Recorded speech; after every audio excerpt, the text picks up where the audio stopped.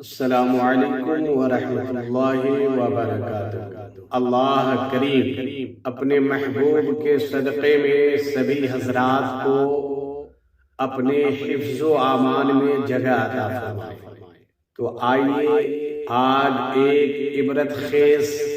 اور دل نشی واقعات سنتے ہیں۔ اللہ رب العزت نے ماں کے مقام کو اور اس کے مرتبہ کو کتنا بلند فرمایا ہے۔ حضرت مالک بن دینار رضی اللہ تعالی عنہ بیان کرتے ہیں کہ ایک مرتبہ میں حج کے درمیان طواف کعبہ کر رہا تھا۔ حاجیوں کی بھیڑ اور عمرہ کرنے والوں کی اس قدر کثرت تھی جسے دیکھنے کے بعد مجھے بہت ہی زیادہ تعجب ہوا اور میرے دل میں یہ خواہش ابھر کر کے آئی کہ اے کاش اگر مجھے یہ پتہ چل جاتا کہ اتنے حاجیوں میں سے اللہ رب العزت نے کن کن لوگوں کے حج کو قبول فرما لیا ہے، تو میں ان حاجیوں سے مل کر کے ان حاجیوں کے ان کی حج کی مقبولیت کی مبارکبادی پیش کرتا، اور وہ لوگ جن کا حج قبول نہیں ہو پایا، جن کے حج کو اللہ رب العزت نے مردود قرار دیا، ان سے مل کر کے ان کو نیکی کی دعوت دیتا۔ میری خواہش میرے دل کے اندر تھی۔ حضرت مالک بن دینار کہتے ہیں کہ اس کے بعد جب رات آئی تو میں جب سونے گیا، اپنے اس خواہش کو اپنے دل میں دبا کر کے جب بسترے پر پہنچا تو میری آنکھ لگ گئی، اور جیسے ہی میری آنکھ لگی تو کسی صدا دینے والے نے یہ آواز دی کہ اے مالک بن دینار، تم تو حاجیوں کے متعلق فکر مند ہونا،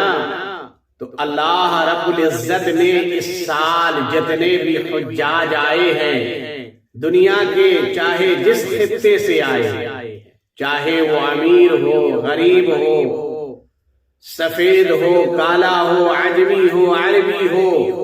جو بھی ہو، لنگڑا ہو، لولا ہو، بچہ ہو یا جوان ہو، جو بھی ہے، اللہ نے سب کے حج کو قبول فرما لیا اور سب کی بخشش فرما دی، مگر اللہ رب العزت نے ایک شخص کی بخشش نہیں فرمائی ہے اور نہ اس کا حج قبول فرمایا ہے۔ حضرت مالک بن دینار رضی اللہ تعالی عنہ بیان کرتے ہیں کہ اس کے بعد جب میری آنکھ کھلی تو میں بے قرار اور بے چین سا ہو گیا، اور میں نے اپنے آپ کو یہ محسوس کیا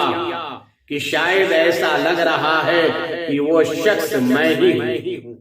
اسی بے قراری اور بے چینی کے عالم میں ہم نے پورے دن کو گزار دیا۔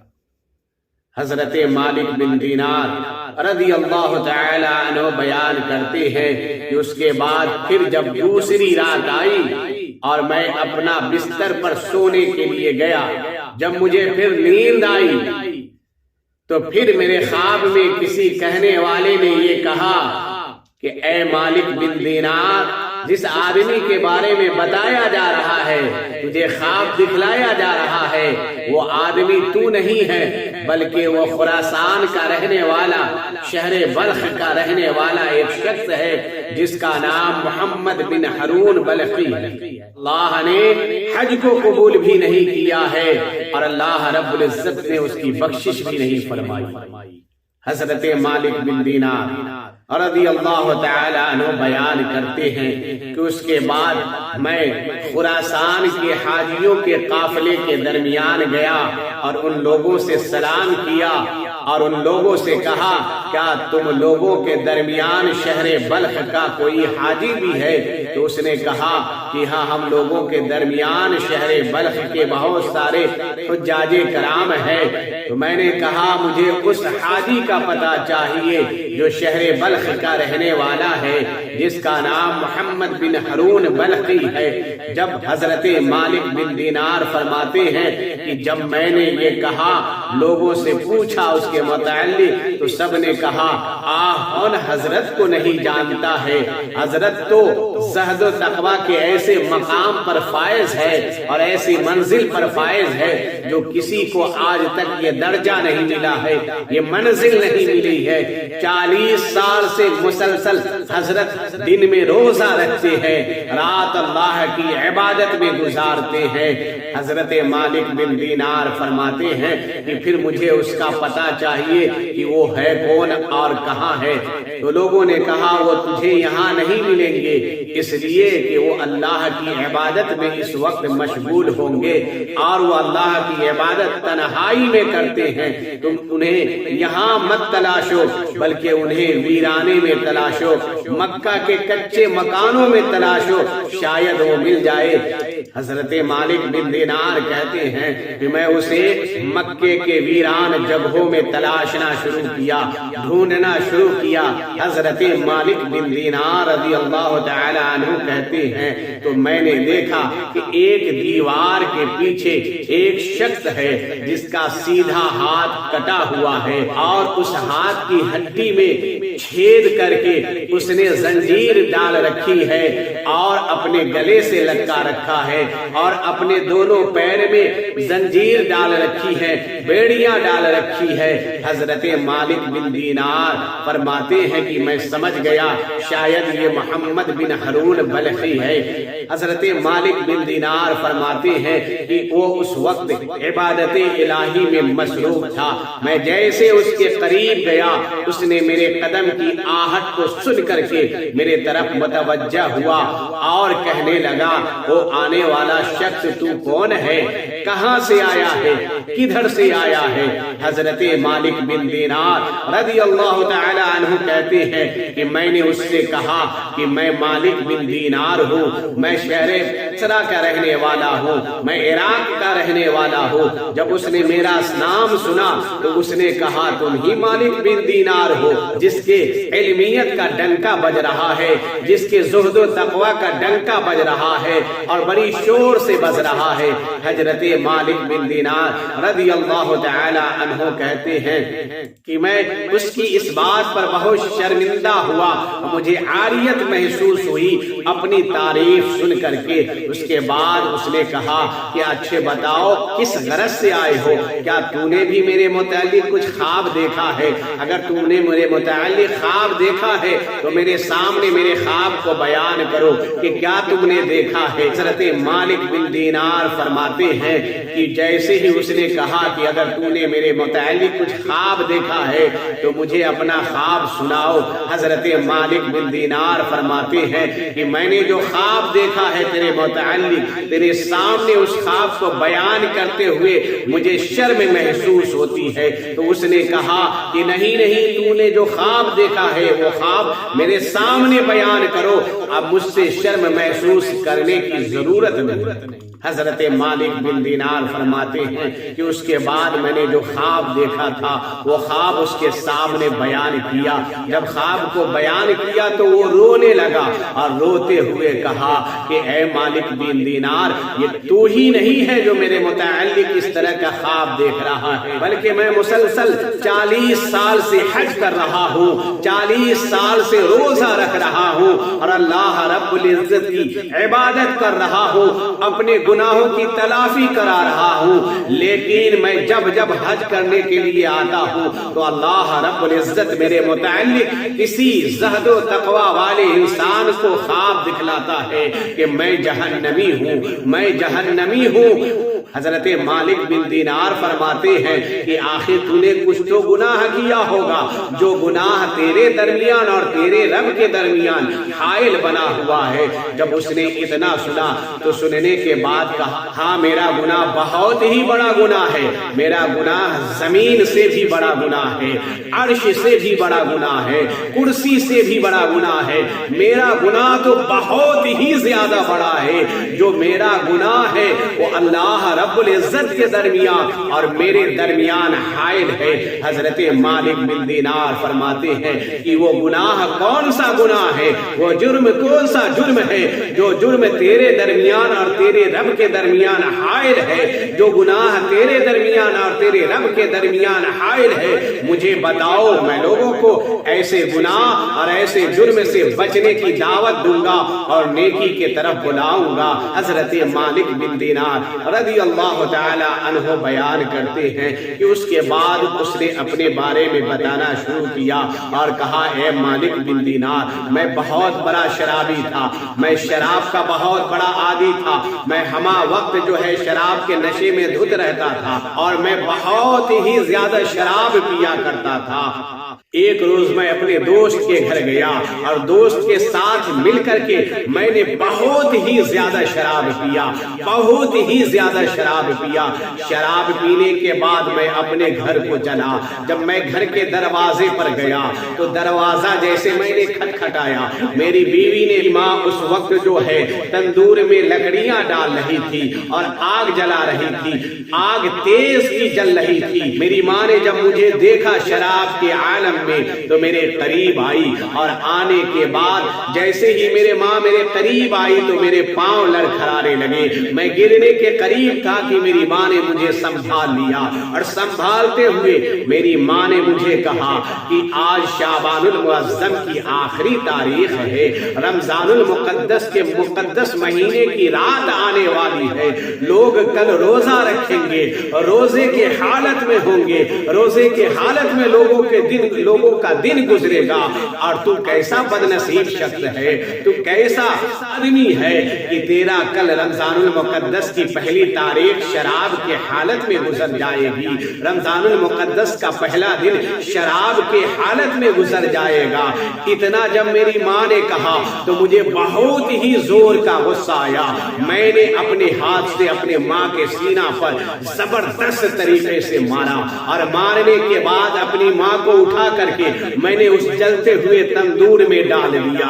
اس وقت میں مدہوشی کے عالم میں تھا، میں ہوش و حواس میں نہیں تھا، شراب کی مدہوشی میں مست تھا میں، مجھے یہ بھی خیال نہیں آیا کہ میں مار کس کو رہا ہوں اور تندور میں پھینک کس کو رہا ہوں۔ جب میں نے اپنی ماں کو پھینک دیا تو میری بیوی نے مجھے دھکیل کر کے کمرے میں بند کر دیا اور باہر سے کنڈلی لگا دی، دروازہ کو بند کر دیا۔ جب مجھے مدہوشی سے افاقہ ہوا، رات کا کافی حصہ گزر جانے کے بعد جب میں ہوش میں آیا تو میں نے دروازہ کھٹکھٹایا، اپنی بیوی کو آواز دیا، اپنی زوجہ کو آواز دیا کہ دروازہ کھولو، مجھے باہر آنا ہے۔ میری بیوی نے کہا کہ دروازہ اس وقت کھل نہیں سکتا ہے، تم باہر نہیں آ سکتے ہو، تمہیں باہر آنے کی اجازت نہیں ہے۔ تو میں نے کہا میں نے کون سا جرم کر دیا ہے، ہم نے کون سی غلطی کر دی ہے کہ دروازہ کھل نہیں سکتا ہے، میں باہر نہیں آ سکتا ہوں۔ تو میری بیوی نے کہا تو نے ایسی غلطی کیا ہے کہ تو معاف کرنے کے قابل نہیں ہے، معاف کرنے کے لائق نہیں ہے۔ تو میں نے کہا کہ آخر میں بھی تو جانوں کہ میری خطا کیا ہے، میری غلطی کیا ہے، میری گستاخی کیا ہے۔ تو میری بیوی نے کہا کہ تو نے اپنی ماں کو جلتے ہوئے تندور میں ڈال دیا، تیری ماں جل کر کے جو ہے کوئلہ بن گئی ہے، اور تو نے اپنے ماں کو ناحق قتل کر دیا ہے۔ حضرت مالک بن دینار فرماتے ہیں اتنا کہنے کے بعد وہ زارو قطار رونے لگا اور پھر کہنے لگا کہ اس کے بعد میں اور ہی زیادہ بے چین ہو گیا، بے قرار ہو گیا، اور میں نے پوری طاقت لگا کر کے، قوت لگا کر کے दरवाजा को उखाड़ फेंका और रूम से बाहर आया। मैंने अपनी निगाह से देखा कि मेरी माँ तंदूर में जल करके कोयला बन गई है। मुझे बहुत अफसोस आया, मैं अपनी हालत पे शर्मिंदा रहा और मैं वहां से लौट करके आया और अपने घर के दरवाजे पर अपने हाथ रखा और हाथ रखने के बाद जिस हाथ से मैंने अपनी माँ को मारा था मैंने उस हाथ को काट डाला और लोहे के सलाख को मैंने जला करके अपनी हड्डी में छेद किया और छेद करने के बाद उसमें जंजीर डाल करके अपने गर्दन से लटका लिया, अपने पैर में बेड़ियां डाल दिया और तब से लेकर के अल्लाह रब्बुल इज्जत की इबादत कर रहा हूँ, रोजा रख रहा हूँ, रब को मनाने की कोशिश कर रहा हूँ, रब की रजा का तलबगार बना बैठा हूँ। हजरत मालिक बिन दीनार कहते हैं कि मैं उसकी ये बात सुन करके जो है उसके तरफ हाथ बढ़ाया और कहा, ए मनहूस शख्स, तू तो इतना बड़ा गुनाहगार है कि तू आग में जलने के लायक है और ऐसी आग में जलने के लायक है कि उस आग से सारी जमीन को जला दी जाए। हजरत मालिक बिन दीनार फरमाते हैं कि उसके बाद में उसकी निगाह से हट गया और छुप गया कहीं जा करके, ताकि उसको ये महसूस हो कि मैं चला गया हूँ। जब मैं छुप गया, जब उसे महसूस ये हुआ कि अब लगता है मालिक बिन दीनार चला गया है, तो अल्लाह रब्बुल इज्जत की बारगाह में वो हाथ उठाता है दुआ के लिए और गिरा करके अल्लाह रब्बुल इज्जत की बारगाह में दुआ करता है, अल्लाह रब्बुल इज्जत को मनाने की कोशिश करता है, अल्लाह रब्बुल इज्जत से अपनी गुनाहों की तलाफी कराना चाहता है और अर्ज करता है, ऐ मेरे परवरदिगार, ऐ मेरे पालनहार, ऐ सारी कायनात के खालिक व मालिक, ऐ अर्दो समावात के मालिक, ऐ गहरे गहरे समंदर को पैदा करने वाले, ऊंचे ऊंचे पहाड़ों को पैदा करने वाले, ऐ 18,000 मखलूकात को पैदा करने वाले, ऐ फर्शो जमीन को पैदा करने वाले, ऐ मेरे रब्बे कदीर, मेरे गुनाहों को माफ फरमा दे। ऐ मौला, तेरे दरवाजे पर मैं अपने गुनाहों की तलाफी के लिए बैठा हूँ, मैं तेरी रजा चाहता हूँ, मैं तेरी खुशनुदी चाहता हूँ। ऐ मौला, तू मुझे माफ फरमा दे, तू अपनी रजा मुझे अता फरमा दे, अपनी नाराजगी से मुझे पनाह दे दे। मौला, मैं तेरी नाराजगी से पनाह चाहता हूँ। मौला करीम, तू नहीं बख्शेगा तो कौन बख्शेगा, मेरे हाले ज़ात पर तू नहीं रहम करेगा तो कौन रहम करेगा। ऐ परवरदिगारे आलम, खालिक तू ही है, मालिक तू ही है, गुनाहों को माफ करने वाला तू ही है। ऐ मौलाए करीम, इस गुनाहगार को भी माफ फरमा दे, इस गुनाहगार के गुनाहों को भी मौला करीम अफ़्व दरगुज़र के बारिश से तू उसे धो दे। ऐ मौलाए करीम, इस गुनाहगार की बख्शिश फरमा दे। हजरत मालिक बिन दीनार फरमाते हैं, उसकी ये बातें सुनने के बाद मैं अपने मंजिल के तरफ लौट आया और आने के बाद जब मैं अपना बिस्तर पे गया तो थोड़ी देर के लिए मेरी आंख लगी और दिल की आंख बेदार हो गई। जैसे ही दिल की आंख बेदार हुई, ख्वाब में रसूल बावकार मोहम्मद मुस्तफा सल्लल्लाहु तआला अलैहि वसल्लम की जियारत मुकद्दस हो रही है। आकाए करीम मुझसे कह रहे हैं, ऐ मालिक बिन दीनार, ऐ मालिक बिन दीनार, अल्लाह रब्बुल इज्जत मोहम्मद बिन हारून बलखी की हालात से बाखबर है। अल्लाह रब्बुल इज्जत सबसे बेहतरीन जानने वाला है।